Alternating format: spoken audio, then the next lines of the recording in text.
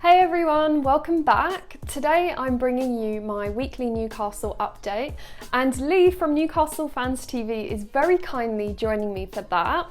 We're going to run through all the happenings on Tyneside, so we'll start by talking about the Aston Villa result from last night, then we'll move on to how concerned we are for a potential relegation scrap for Newcastle.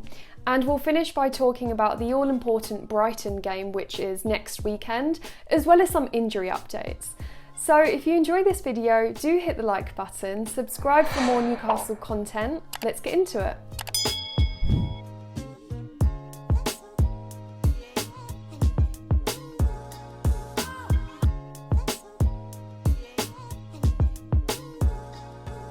Hey guys, welcome to this week's Newcastle update. Lee from Newcastle Fans TV is very kindly joining me. How's it going, Lee?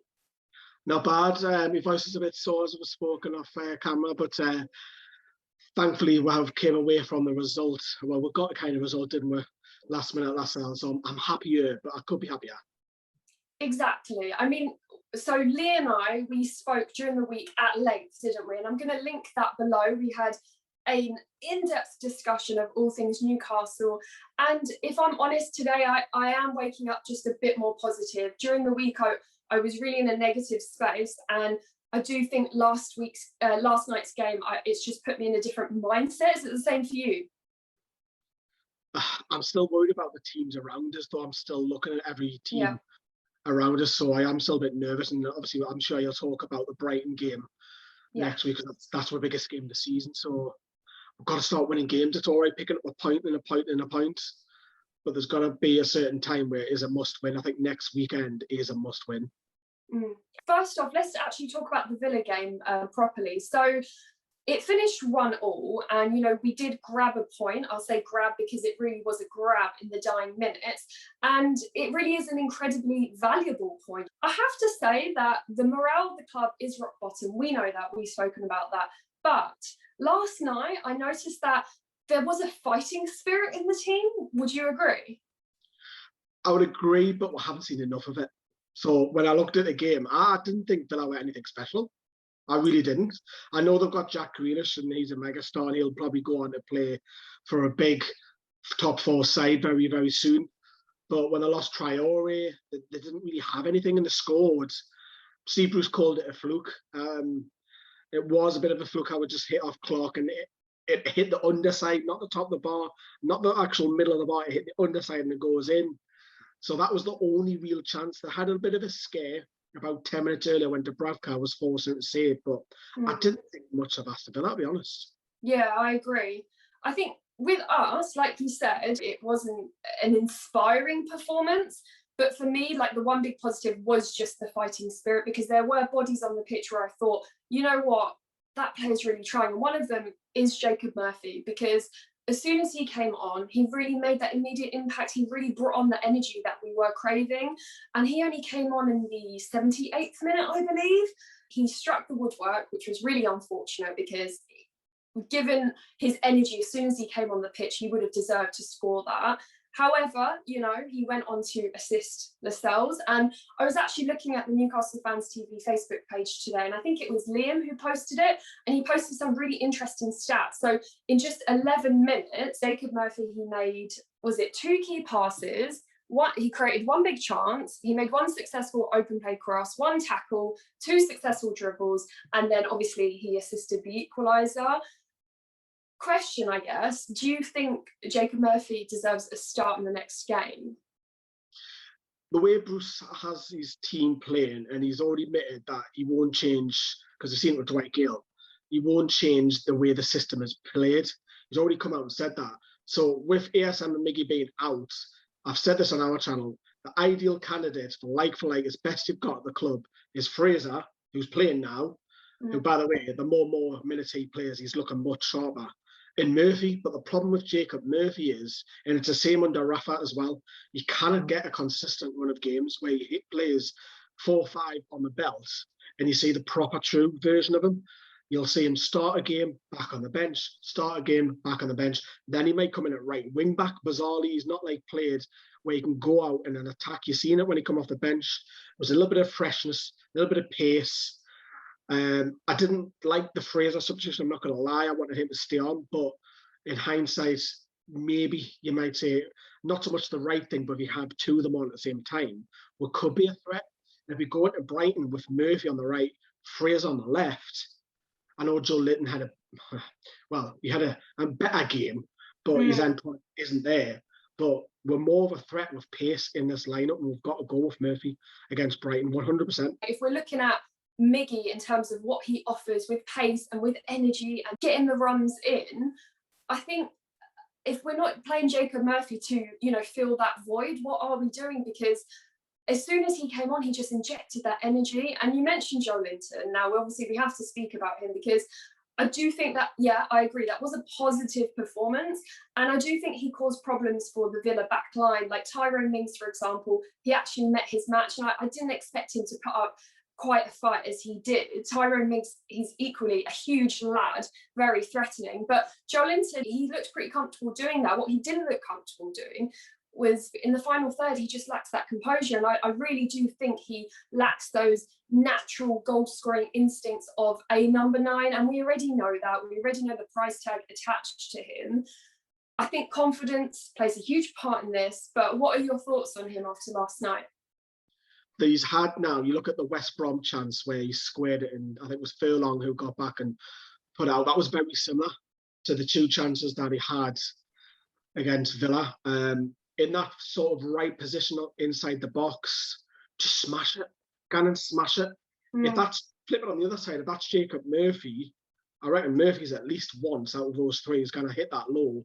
And you never know what could happen. Eisha could hit off the post, it could hit off the goalkeeper, it might go in, it might come back out, it might come back out to someone at the edge of the box, it could be Shelby or Willock or whoever, and then we might score from it. You just don't know. It is a lack of confidence. His all-round game was superb. It really, really was against Aston Villa. But it's nice being pretty on the halfway line, muscling out Tyrone Mings, but we need goals. We're only averaging 1 goal per game, which, don't get me wrong, that's better than some other teams, but we've got to win games, and sometimes we're going to have to score 2 goals to win games, and we're just averaging 1 at the minute, and we've got to take our chances, and that's the problem with Joe Linton in the final third. He's useless. The overall gameplay was brilliant, but that's nice, but we need goals in the final third. So for me, if I had the option, if Fraser for me stays on the side, and then you pick out Murphy and Joe Linton, I'm picking Murphy. Even, when it hit the woodwork, did you see his facial expression? It looked like he was like, you know what, I'm going to give it my all. If it doesn't work, it doesn't work. And even his expression afterwards, you could tell that he was in his own zone. With Joe Linton, when you look at him, even his body language, you can tell that he's feeling the weight of the world on his shoulders, and he's half guessing himself. The belief isn't there. But someone like Jacob Murphy, it's like he's totally unbothered with his surroundings, and he knows he's on a mission. He wants to score a goal and he looks hungry for it. And with Joe Linton, it's just, he doesn't look like that. He's in that sort of mindset. Yeah. Speaking of needing goals, we need to talk about Dwight Gale. So he made his 2nd start of the season last night, and I think we should talk about his role, because obviously he started, Steve Bruce played him on the left wing, and then I think it was after around 55 minutes, changed things up and put him in a more of a central role. It kind of felt like Steve Bruce was experimenting with him. So what are your thoughts on that? And where do you think Gale fits into the frontline roles? So it's exactly the same when he had his first start. He was pushed over the right. Bizarre, Fraser was in this false 9. And he's alternating all 3 of them, which is great. I think Miggy and ASM could be fine with it, because I think they're pretty comfortable on either flank. But Dwight Gale's, we've seen at the end of last season, 4 and 8. He's a natural scorer. Feed him inside the 6-yard box, around that edge of the box. Didn't have him out left wing, didn't have him out right wing, man. Because I get you just want to change the system, but just have Gale directly through the middle and just let him play for the middle. There's just one chance that we might have that comes up against Brighton, and you want Dwight Gale there sniffing around that 6-yard box. Also, we need to see if Gale starts again against Brighton, Shelby and Gale have a fantastic relationship. If we can get them playing and Gale playing for the middle, those 2 worked brilliant at the back end of last season. So if he is going to go Gale, he has to just stick through the middle, because Andy Carroll won't be on the left wing. We know that. He's not going to stick Andy Carroll on the right wing. He's got no pace. So If Carroll starts, which I don't think that will be, because Brighton are very industrial, very tall centre-backs, they like to win, challenge in the air, aggressive. I cannot see Carroll starting. But just on Andy Carroll, him getting 2 minutes and 5 minutes is... 30 seconds I think he got in the West Brom game, didn't he? It was crazy. What's he meant to do? He's not Lionel Messi. He's not going to go past 3 players and bend the top corner. If you're going to play, for me, if you play Andy Carroll, you've got to play Matt Ritchie. Because Matt Ritchie likes to cross from deep. He does. Use his fronts. Well, funny enough, and it's ironic because we had Paul Dummett who was bombing on, getting crosses in, probably for the first time all season I've seen that. Because we've all criticised Paul Dummett, can I get forward? And we're getting crosses in. But Dwight Gale's on the left wing where the crosses are coming in. What's that all about? I mean, I'm guessing you were quite happy to see that the one change, obviously, Dwight Gale started and then that Jeff Hendrick didn't. And for me, I was really, really happy to see that, just because I don't think he offers anything offensively and defensively. And I don't know, what do you think is going to happen with Jeff Hendrick? Have we seen what we need to see, or are you still quite patient with how he can go on to fit into our system? I know as a fellow Irishman, so I won't say anything too harsh. But what's he offering? What's he bringing? Yeah. Yes, he's got 2 goals, but there's 2 young lads there, the Longstaffs, which everybody talked about on social media. Is he really better than those 2? Not for me. And Elliot Anderson's he's getting a chance on the bench here and there. So come on, give him 10, 15 minutes. He's an attacking threat. He'll give you more than what Jeff will. I just can't see it. I really can't see it. I really genuinely think by now, at this point in the season, we would have seen what he can offer, or even glimpses of that. And I don't think I haven't even seen glimpses. I just don't think it's going to work. I'll be pleasantly surprised if it does. But if he's, not getting game time from now on, I'll have no complaints over that. We're entering a really crucial period. And speaking of crucial periods, it doesn't get more dangerous than lingering around the relegation zone. And like I said, we spoke about this midweek, and it was a very pessimistic sort of talk. We are worried, we're concerned, and I think it's just a combination of Fulham's resurgence and their determination, the fact that Brighton they're playing more inspiring football than we are. Neither of us are able to find the back of the net. After this Villa game, I guess what I want to ask you, how would you summarise your concerns now? The positives from it is that it's a point and it's in a game less. So we're getting closer and closer, but the problem is it's only 2 points. For me, it's between 3 clubs. I think Burnley are fine. I think Burnley will be fine.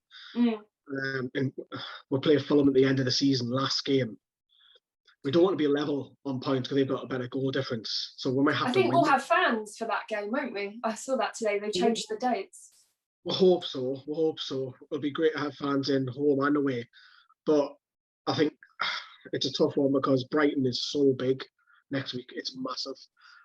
A point for me is not enough, because then if we win, we'll go into the international break with Miggy, ASM and Wilson all due back similar times. Yes, they might miss 1 game, but they'll all be coming back. And we've got big, hard running. I know we've got Burnley in there, but we're playing some huge clubs. And we've got Spurs after the international break. Spurs look a different side, and Gareth Bale's on fire at the minute. Harry Kane's son, the Ripper. I think we've got to win it. Just for that breathing gap. We've got to win next week, and we don't have a great record in the Premier League. Against Brighton, we've never won. But it has to be a must, and Steve Bruce cannot come out and keep saying, it's performance-based, we'll do well, I'm confident, I'm quietly confident. He has to come out and say it's a must-win game. He's got to, because those fixtures, I just cannot say we're getting a fluke win anywhere. I just cannot. But the only saving grace is that we will have those big 3 hitters back. So that gives me a little bit of confidence, but not huge amounts. Yeah, I mean, that's what I was going to ask. Like, how important do you think those 3 returning to us are? How important do you think they are to our mission to just steer clear of the relegation zone? Because honestly, when I read that positive update that they'll be back as early as after the international break, I was surprised. I thought it would take a lot longer. Wilson's a key one, isn't he? Yeah. Goals keeping up. And if I had to rank them right now, I would have ASM 3rd out of those 3. Okay, because of his inconsistencies. Yeah, I love ASM. We scored that one at Oxford and we went wild and all that. You memories and everything. But at the moment, ESM's a little bit indifferent since the new year, since he came back from the COVID problems that he had. But Miggy started to find his form, and then he got injured. It's like, oh. So for me, it's Wilson, Miggy, and ESM currently right now. That might change in a month, but Fraser is starting. There's signs that Fraser is. I think Fraser just needs to run a games. I think so too. 5, 6, 7 games, because there is signs. I don't like him in the false 9, but when he's out wide, he's either direct and go down that byline, or he'll just look up quickly and think, I'm going to cross this straight away. Instant crossing. And it causes danger, early crosses. So I would keep Fraser in that lineup, regardless of all 3 come back. I would probably, at this stage, have ESM on the bench and go with Fraser, Wilson, and Miggy. Even with Fraser, I think that's a really good point you made about the game time. He looks better every time he plays. And up until the moment we signed him, he hadn't had game time in months, I believe. And if it is just a case of, I mean, we saw what he was capable of doing, that strike partnership with Callum Wilson at Bournemouth, like, I guess 2 seasons ago now. If he can work towards that level of fitness and form, we're onto a winner. But if it means game time, keep him on that starting lineup sheet, because we're going to need him. It's very similar to Jacob Murphy, isn't it? They just don't get enough run of games to go and show what they're capable of doing. But it's options, and that's the only, like I say, the glimmer of hope I'm hanging on to after the international break, that we'll get with big hitters back. We've got to, because currently in front of goal, Joe Linton's not doing it. Whoever plays up top's not doing it. Fraser's still, yes, he's better and he's finding his form, but I think he needs that run of games. I'll keep him in. Well, that's about it, Lee. Thanks so much for joining me. And can you just let the viewers know what to expect on Newcastle Fans TV this week? I know there's a lot in the pipeline. I said there's some stuff you can't announce yet, but there's some stuff you can. What can the viewers expect? So we have a lot of guests coming up on the Greenwood and Mulliner show. My favourite right winger ever at Newcastle is coming on. First time he's on the channel. There's a big clue. And then we've also got a huge event coming up on the 27th of March, raising awareness for mental health at a time with COVID and everybody being locked up and can't do normal day stuff. We're raising an event in the memory of Martin Lorimer, and we've got the likes of Alan Shearer involved, Les Ferdinand, Supermac. Fingers crossed, touch wood. We're just waiting for confirmation of the club of 5 first-team players involved as well. So big stuff coming. That is incredible. Well, I've left all the links in the description below, so I'm sure a lot of my subscribers, they do follow you already, but if you don't, just give a follow, all in below. Thanks a lot, guys, for tuning in, and I'll see you guys next week. Bye. Thanks for having us.